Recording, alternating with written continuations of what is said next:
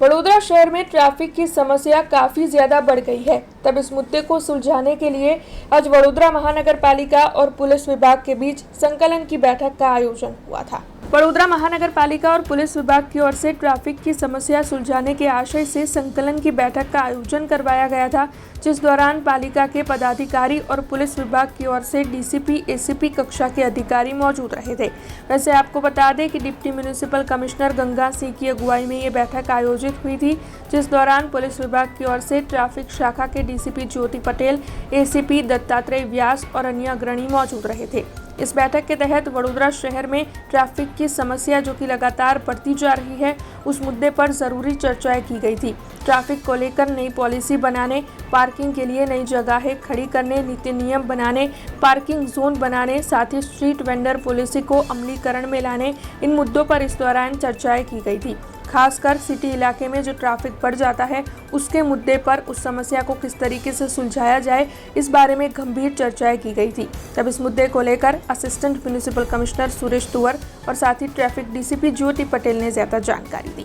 वडोदरा महानगरपालिका અને પોલીસ વિભાગની ટ્રાફિક શાખાની ટીમ સાથે સંયુક્ત અધિકારીઓની એક મીટિંગ કરવામાં આવેલી હતી, તેમાં ખાસ કરીને ટ્રાફિકની સમસ્યા અને સ્ટ્રીટ વેન્ડિંગ પોલિસીના અમલીકરણ અંગેની સમસ્યા અંગે ચર્ચા વિચારણા કરવામાં આવી। આવનારા ભવિષ્યની અંદર તે માટે વધુમાં વધુ પાર્કિંગ માટે જગ્યા ઉપલબ્ધ કરાવવા, એ માટે નવા નીતિ નિયમો બનાવવા અને નો પાર્કિંગ ઝોન બનાવવા અને તેનો અમલ કરવા અંગેની પોલિસી બનાવવા માટેની પ્રાથમિક ચર્ચા કરવામાં આવી છે। ચોક્કસથી કેટલાક વિસ્તારમાં અમુક સ્ટ્રીટ વેન્ડર્સ એક કરતાં વધારે લારી રાખતા હોય છે અને પોતાના ટેન્ટ, ટેબલ, ખુરશી વગેરે પણ રાખતા હોય છે।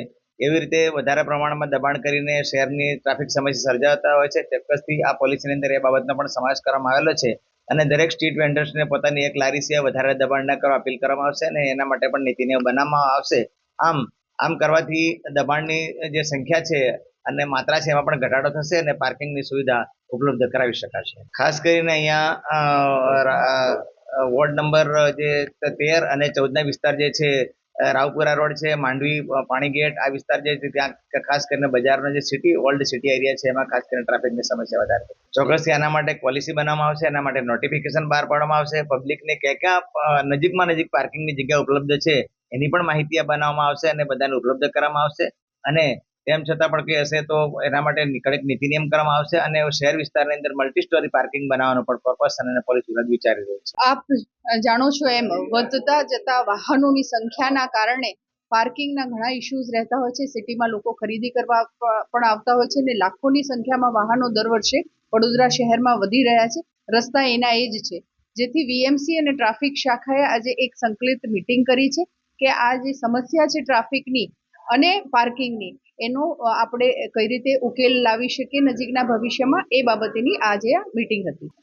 ઓલ્ડ સિટી એરિયામાં જનરલી આપ જુઓ છો માંડવી 4 દરવાજા આપણે ગણી શકીએ અને એની આજુબાજુનો જે વિસ્તાર છે ત્યાં ટ્રાફિકની સમસ્યા ઘણી રહેતી હોય છે અને ખાસ કરીને વાર તહેવાર આવતા હોય અથવા તો પીક અવર્સ હોય એ દરમિયાન આ સમસ્યા રહે છે। નજીકના ભવિષ્યમાં એક પાર્કિંગ પોલિસી બહાર પાડવા જઈ રહ્યું છે વીએમસી અને એ પાર્કિંગ પોલિસી બહાર પડીએથી એની સાથે સાથે સ્ટ્રીટ વેન્ડિંગ પોલિસી પણ વીએમસી દ્વારા બહાર પાડવામાં આવી રહી છે। એ બે પોલિસી જ્યારે પણ અમલમાં આવશે ત્યારે મહદ અંશે આ જે પાર્કિંગની સમસ્યા છે અને એના કારણે જે ટ્રાફિકની સમસ્યાનો ઉદ્ભવ થાય છે એનું નિવારણ અમે લાવી શકીશું એવું અમને આશા છે। લોકોનો અમને સપોર્ટ મળે અને નહીં મળે તો આ પોલિસી નકામી રહેશે। हमसे जुड़े रहने के लिए हमारे YouTube चैनल को सब्सक्राइब करें और नई वीडियो की नोटिफिकेशन के लिए बेल आइकॉन को दबाएं।